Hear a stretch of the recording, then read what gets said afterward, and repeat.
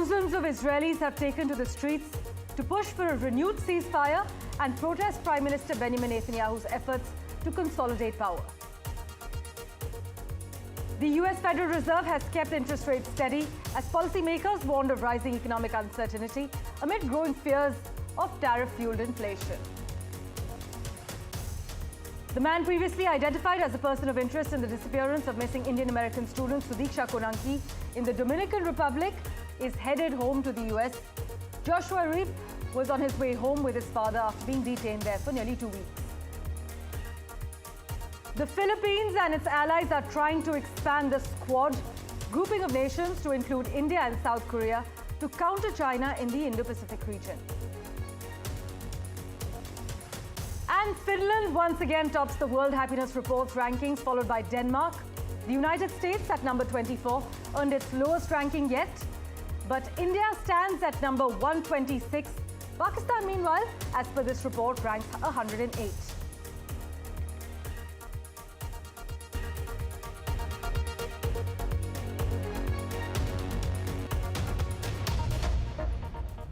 Well, a big focus. Ukrainian President Volodymyr Zelenskyy has agreed to a partial ceasefire with Russia, focused on energy and other civilian infrastructure. Now, Zelenskyy, who spoke after an hour-long phone call with US President Donald Trump, said it was a first step in what the Ukrainian leader said he hoped would be lasting peace more than 3 years after his country was actually invaded by Moscow. But it was his first known conversation between the two leaders after the explosive February showdown in the Oval Office and followed Trump's phone call with Putin on Tuesday.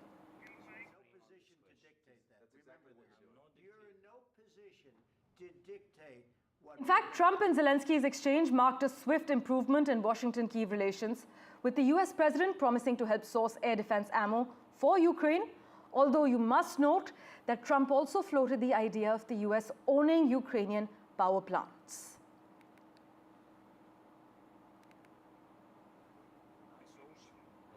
In fact, many analysts point out that any possibility of a genuine ceasefire as far as this Russia-Ukraine war is concerned at this point can be ruled out. Some at this point also have a more positive outlook, but considering Washington-Kyiv relations are on the uptick and are on the mend, we will of course be keeping a close eye on all the developments. Zelenskyy has agreed to a partial ceasefire with Russia, focused specifically on energy and other civilian infrastructure. In fact, Trump and Zelenskyy spoke, and it was a first step in what the Ukrainian leader said he hoped would be lasting peace after 3 years of his country being invaded by Moscow. My colleague Vishal Vivek has been tracking all the finer details for us. He joins us over the phone line at the moment. Vishal, many point out that what Putin wants currently is a Russia-friendly Ukraine, essentially all of it. Where do things stand at the moment? Is this partial ceasefire? Are people looking at it with an optimistic outlook? Well, that remains to be seen, Parmeshwar. But at the moment, both the parties have agreed to a partial ceasefire. US, Ukraine, and Russia, all three have been on the same page for the first time ever since these negotiations started. So that is in some way a positive sign. But at the same time, there have been some reports that the attacks have been ongoing. Even though these deals have been reached, these partial ceasefire deals have been reached, there have been attacks on energy infrastructure on both the countries. After Trump and Putin spoke, there had been reports of both the countries attacking each other's energy infrastructure. So these reports are still coming in, so it will take some time before we can, arrive at the conclusion that the partial ceasefire has actually taken effect, and there have been some positive signs. But so far, the war is still going on. The larger ceasefire is yet to be reached. There will be one more meeting later this week on Sunday in Saudi Arabia. So that will also give some clarity as to what can happen next. But the war is still ongoing, and people continue to die each day.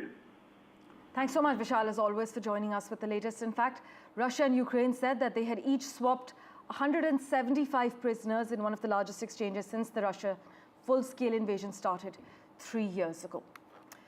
Well, with that, let's turn our attention now to the Dominican Republic.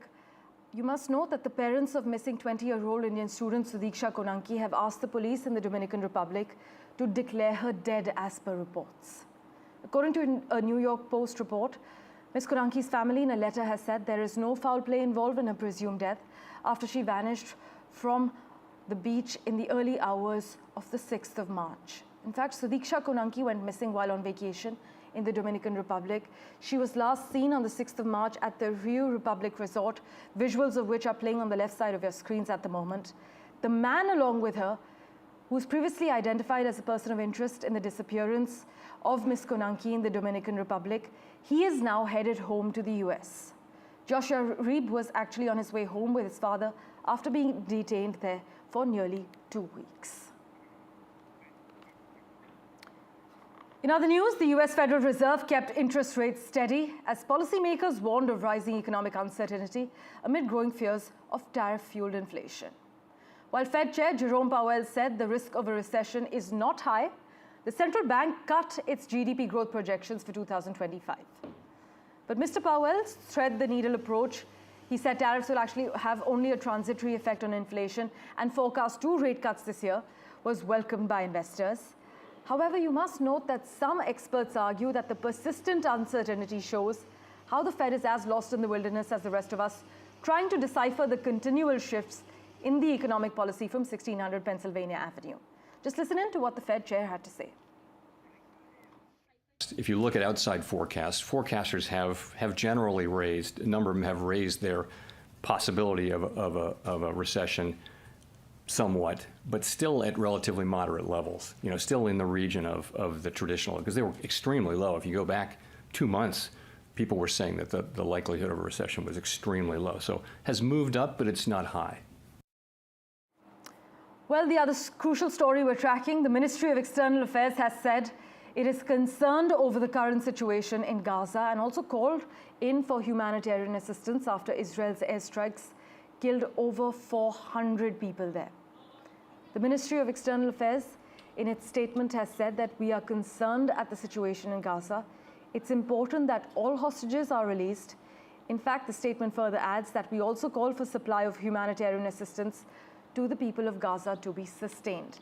That's the latest reaction coming in from the Ministry of External Affairs, which has clearly said it's concerned over the current situation in Gaza and called for humanitarian assistance after Israel's airstrikes killed over 400 people there.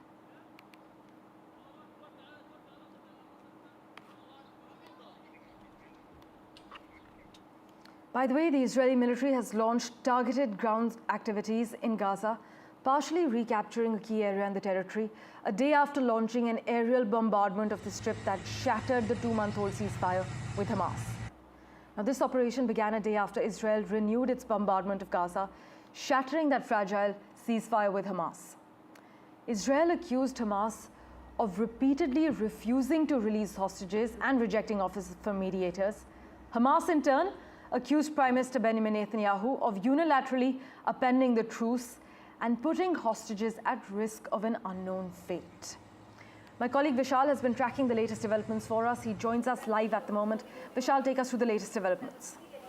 So as you mentioned, Parmeshwar, there had been at least 400 deaths recorded ever since these fresh strikes in Gaza started about 2 days ago. So the ceasefire in the enclave has collapsed. Both the parties were not able to reach an agreement. There had been a lot of back and forth as far as the negotiations are concerned in Qatar. So technically the ceasefire had already ended on March 1. That's when the first phase of the ceasefire had ended. But there had been some kind of limbo as far as the attacks are concerned. The negotiations were going on, but those talks collapsed, and now full-blown attack has happened from Israeli side to the Gaza side, and ground operations have begun. Israel has now recaptured the key Netzarim corridor. So a lot of things remain to be seen, but so far the strikes are continuing to happen. The ground operation has begun again. So the embattled territory that had seen a brief period of peace for about 45 to 50 days is again back to the old days of, everyday bombings and children and women being killed indiscriminately. And Israel has been saying that it's continuing to attack Hamas targets, but it's no secret that even women and children are, every day being killed on a daily basis. So all of that will come into the picture when the second phase of the ceasefire is discussed, and that's a larger question as to when that discussion actually happens. Because so far there's no indication as to that the second phase of the ceasefire is actually going to happen or not. Vishal, as always, thanks so much for joining us with the lowdown. In fact, on the latest strikes against Hamas, Israeli ambassador to India, Reuven Asser, says diplomacy has failed, further adding that's why they've renewed their military pressure to create a situation in which Hamas changes their mind or faces defeat. Listen in to what he told NDTV.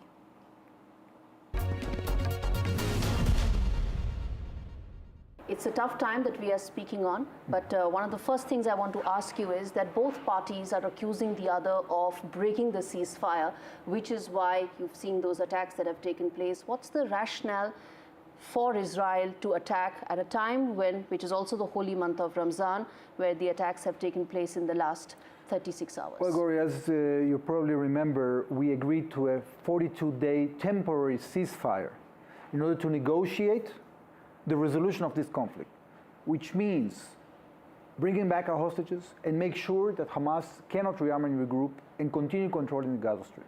Unfortunately, Hamas has rejected the proposals of the American mediator time and again and has stopped releasing hostages.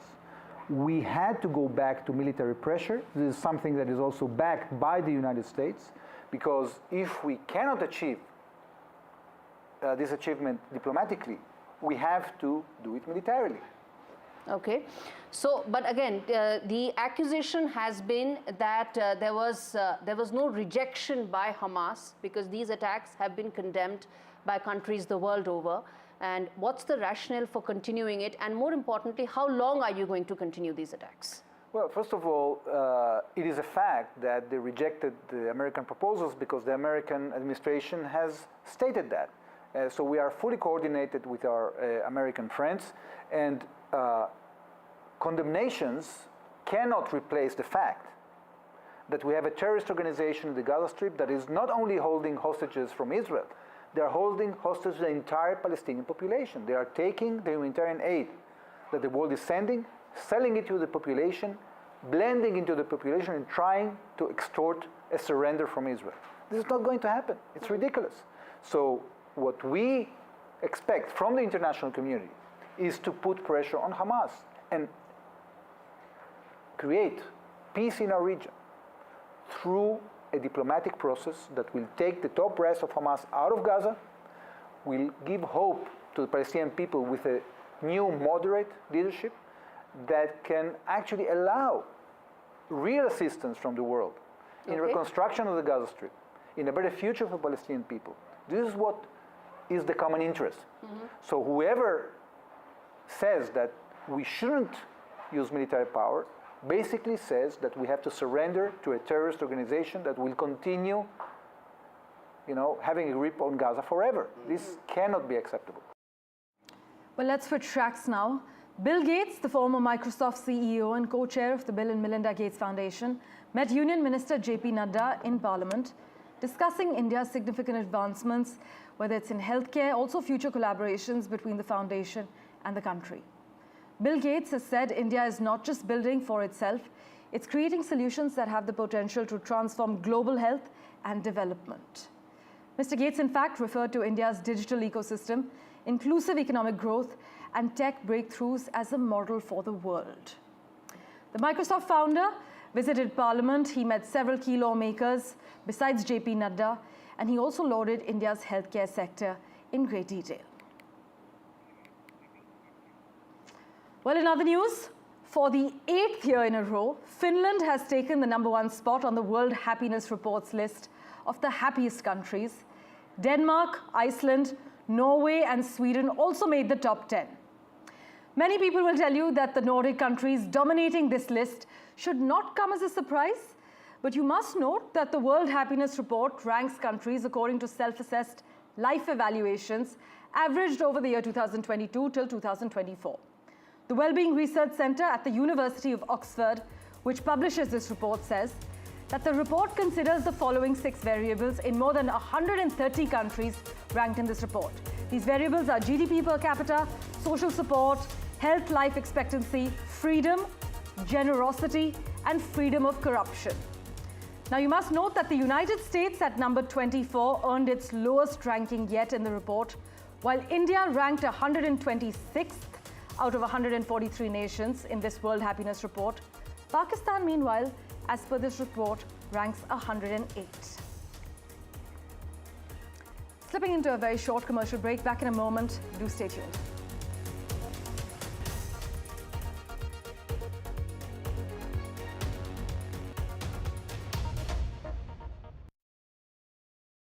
AI scientists, and some would even call him a rock star in the AI space. We definitely need AI for is to unlock some of the mysteries of nature. As someone who is an AI scientist, what is your goal? Our civilization is facing a number of sort of challenges, and I think this is where AI comes into the picture. Will this replace most jobs? The new generation of AI models is that they have cognitive ability.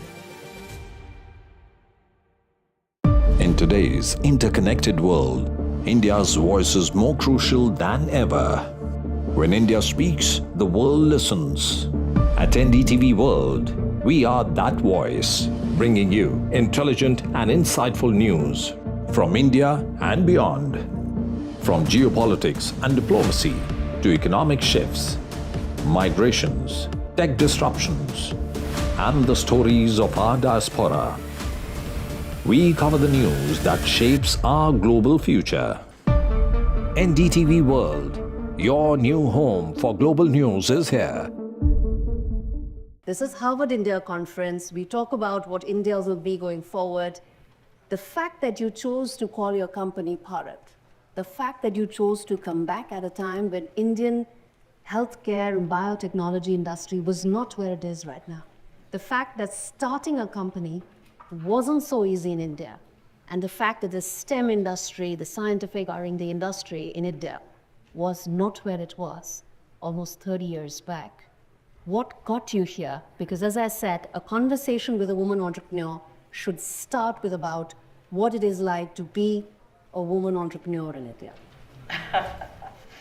It's this journey for us, for me, because I have to mention to you that all the introduction that was made with all humility, I would have to share it along with my executive chairman, Dr. Krishna Eller, with whom I traveled this journey for the last 40 years. And it was way back in 1986 that both of us, with our 2-year-old daughter, moved to the United States. And then came a turning point, or kind of a thought process in me that I was asking Krishna this question every now and then. What do we do to India? Because we left the country in 86 and it was almost 97, 98 by then. I said, Krishna, is this why we came to the United States? Or is there a larger meaning behind this? So I said, I'm ready to go back when you are ready to follow me. So that's how it all began. What made you name your company Bharat? Bharat was appointed by me because I did all the paperwork. I said my background was in economics. So all that helped. So I used to do all the paperwork, filling all the forms to the banks and the government offices and everything. I mean, everything is paperwork ultimately. Even today, if you still have to type it on your systems. I called it Bharat because I said, in my own thought process, I said, I belong to India. I grew up in India. I took all my initial years of growing up, my education, my children, my parents, the upbringing, the value systems, until college that I was there. I said, I could not think of a better name because I know Bharat stands for many, many, many more things glorious in the past as well. So I said it cannot be called anything else but Bharat.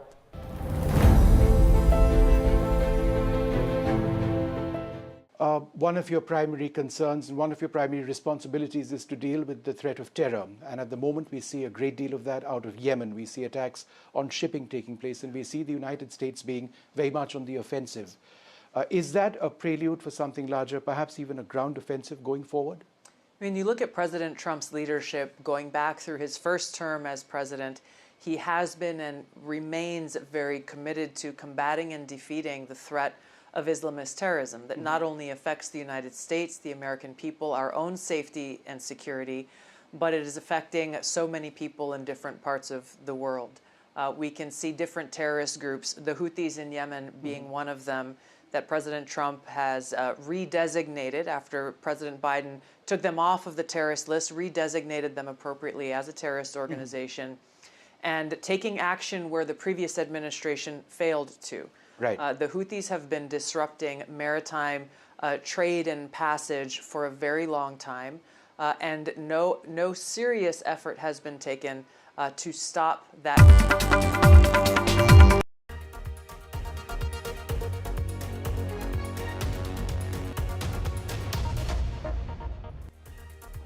Welcome back. US President Donald Trump's letter to Iran's Supreme Leader Ali Khamenei included a 2-month deadline for reaching a new nuclear deal, as per some reports.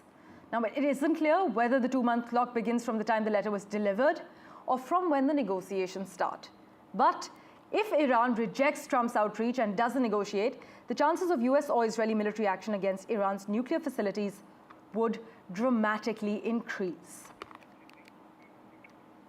And with that, let's turn our attention to football, where India defeated Maldives in an international FIFA friendly held in Meghalaya's Shillong. Shillong actually made its debut as an international football venue. It will also host the all-important AFC Asian Cup 2027 qualifier against Bangladesh on the 25th of this month. But the biggest moment was India's all-time top scorer Sunil Chhetri's first match since announcing his return to international football. Ratnadeep brings you the details.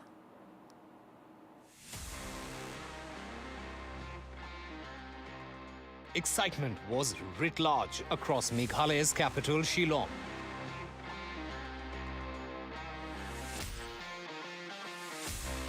India!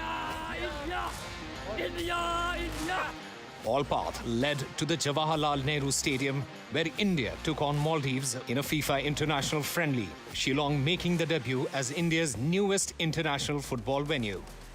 India को cheer up करने के लिए हम लोग आया हुआ है और स्पेशली सुनील छेत्री सर के लिए, क्योंकि छेत्री सर ऑलरेडी एक इंटरनेशनल में संन्यास ले चुका था, फिर दोबारा इंडियन टीम के लिए वापसी आया, तो उस चीज़ को एक जोश और जेन्युइन को एक ब्लू जर्सी में हम लोग एक वो था, एक देखने का एक जोश था, तो उसके लिए आया है विटनेस करने के लिए। हम लोग तो इंडिया का सपोर्टर है, तो हम लोग चाहता था मतलब इंडिया इसको मतलब जीत होना चाहिए, विन होना चाहिए। The spotlight was firmly on the Blue Tigers, with legendary striker Sunil Chhetri making his much-anticipated return to international football out of his international football retirement. The match serves as a crucial test for both teams as they prepare for their AFC Asian Cup 2027 qualifiers, with India gearing up to face Bangladesh at Shillong again on 25th of March. Captains Sunil Chhetri yet again. While the stadium was full, India found an international football match victory after 489 days, with defender Rahul Bheke opening up the score with a header in the 35th minute. Who said Shillong shaking with joy? Followed by a goal in the second half for India by forward Liston Colasso, scoring in the 66th minute, making it 2-0 for India. And the Blue Tigers roar in Shillong.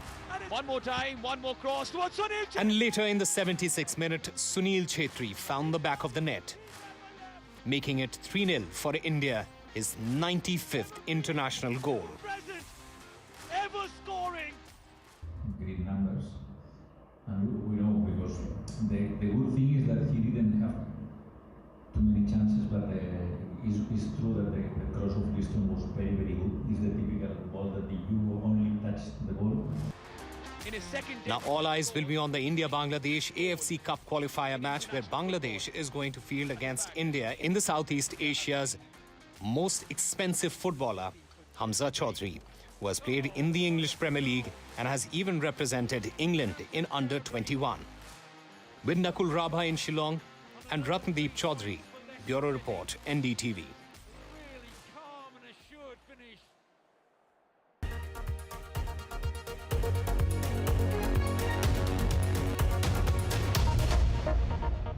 In today's interconnected world, India's voice is more crucial than ever. When India speaks, the world listens. At NDTV World, we are that voice, bringing you intelligent and insightful news from India and beyond. From geopolitics and diplomacy to economic shifts, migrations, tech disruptions, and the stories of our diaspora. We cover the news that shapes our global future. NDTV World, your new home for global news is here. From interesting tech startups to industry-leading companies, politics, sports, culture, curry, cricket. Oh, there's so much to talk about. Like me, if you too thrive on interesting conversations, this is a show you cannot miss. Watch this space to know more about all matters and all people that make Britain what it is today. Out of Britain, with me, Radhika Iyer.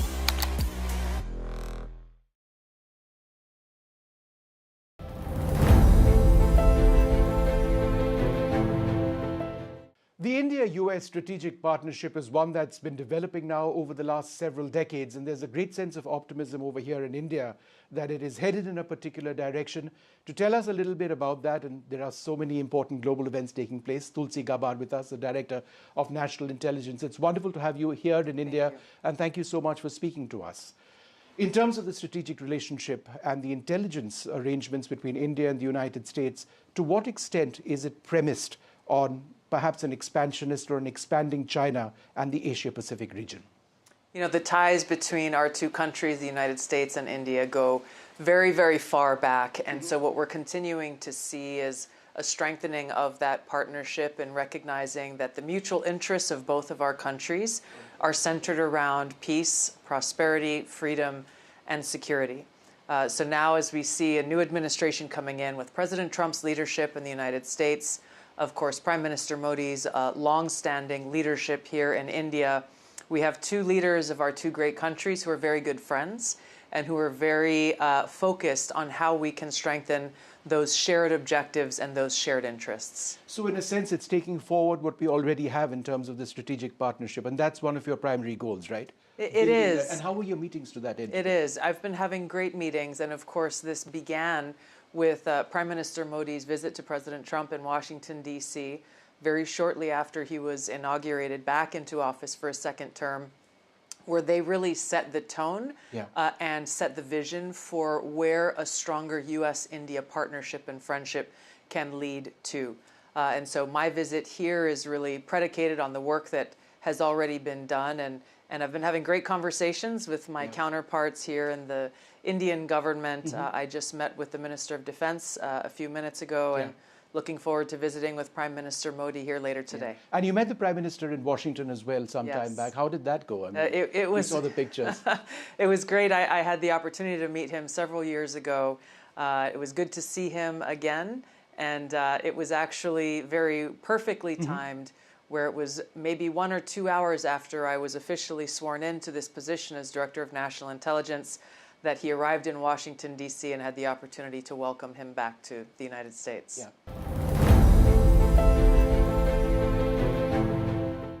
In today's interconnected world, India's voice is more crucial than ever. When India speaks, the world listens. At NDTV World, we are that voice, bringing you intelligent and insightful news from India and beyond. From geopolitics and diplomacy to economic shifts, migrations, tech disruptions, and the stories of our diaspora. We cover the news that shapes our global future. NDTV World, your new home for global news is here.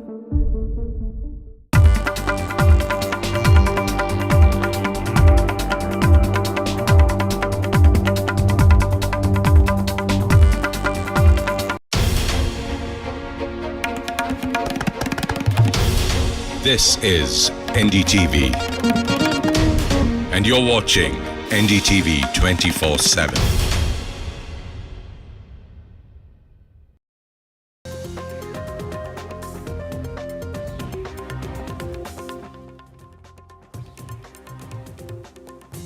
A very good morning. You're watching NDTV 24/7. I'm Divya Vaza. We have a whole lot lined up for you over the next 1 hour, including the violence that erupted in Nagpur has left with over 90 arrests. 10 FIRs have been registered. We'll get you all the latest as far as the situation there is concerned, as well as the Shambhu border, but also 2024 has recorded to be the hottest year ever. And the last 10 years have been breaking all kind of records. We'll get you all the details. First, let's get you the headlines.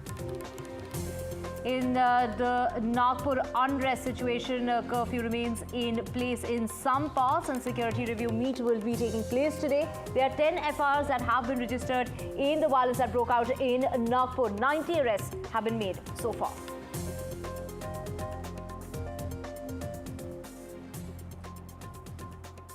Punjab Police has cleared the Shambhu border after 13 months. The Punjab Police have gone ahead and now detained the leaders of the farmers, and that is what we are hearing at the moment. We will keep getting you all the very latest from the Shambhu border.